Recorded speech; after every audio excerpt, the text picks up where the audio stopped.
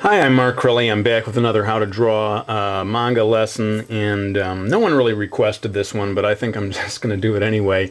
I'll start by doing the rough guidelines. Let me just do this all in time lapse, get it out of the way, and then come back and talk a little bit about what I've done.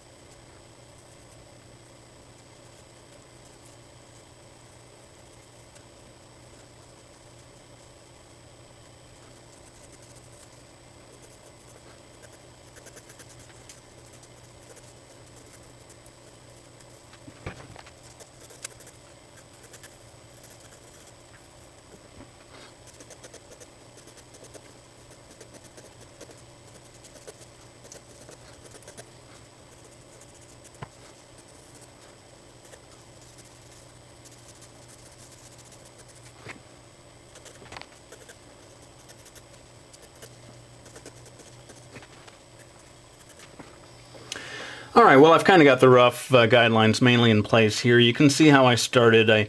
I got the basic shape of the head, kind of egg shape. For some reason, I started with the eyebrows even before I did these guidelines for getting the eyes. But notice that the eyes, in real life, the eyes are absolutely in the middle of the head. I'm beginning to think that in manga, they're a little bit lower than the middle, that you need to kind of get a little more, the hair needs to be a larger portion of the head in a manga character's drawing than maybe if you were drawing a real person. In any case, I'm tightening up the lines now on this character. This is actually, I'm at the very early stages of creating a new character here. And normally I would keep all this under wraps. You know, I'm starting to work on my next project now after Miki Falls. But I thought it might be kind of fun to let my YouTube subscribers in on this process of creating a new character. I can't say too much about the project, but I'll say this. The main character is going to be a guy. I don't know if he's going to look exactly like this. I mean, this is part of the process of trial and error as you figure out what he's going to look like. And it is not going to be a love story. It's not going to be like Miki Falls at all, really. I'm kind of heading off in the opposite direction on this one. This one is going to be more intense. And there's going to be fighting. There's going to be action. It's going to get dark in a lot of spots. In any case, that's enough about the new project. Let me talk about drawing a character with an intense expression on his face. The eyebrows are key, of course. Everybody knows that, and the angry eyebrows point down like this.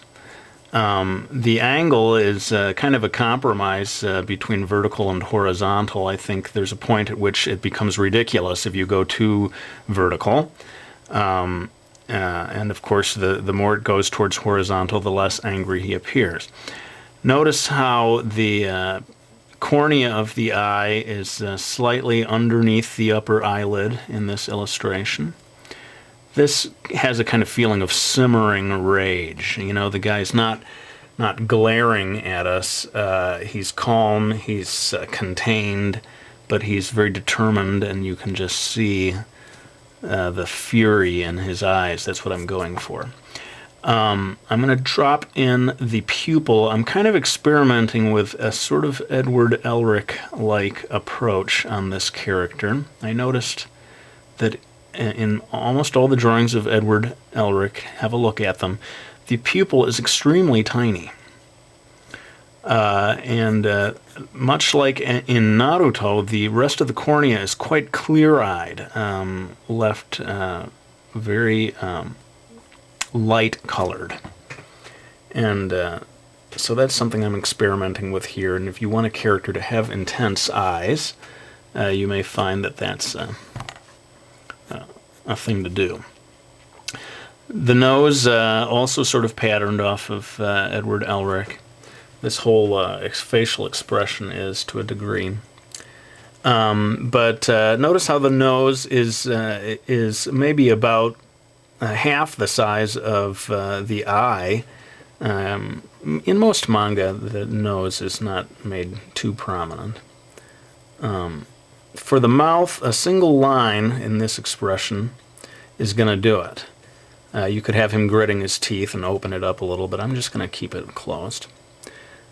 This character, I'm experimenting with making him maybe not quite so square-jawed as Hiro was in Miki Falls. Make him not have such a long chin, you know. I think some people reacted kind of badly to that with Miki Falls. Or I mean, people said they were not so crazy about these characters with Jigunga chins. So I think I'm going to lay off of that and do a try on this next project to have characters with more modestly sized chins. But as I always say, the key in any drawing of a manga character is the relationship between the eyes, the nose, the mouth, and the chin. And so you can, if you want to experiment with that, come up with your own relationship of where each one falls. But you got to be consistent each time you draw your character in locating those things. I'm not going to make this lesson so much about drawing hair. I have had a lot of requests to do a video like that, and I will, I promise. But that's coming up soon. I think I'm going to kick it again into time-lapse as I attempt to tone this in a little bit more and bring it towards completion. Hang on just a second.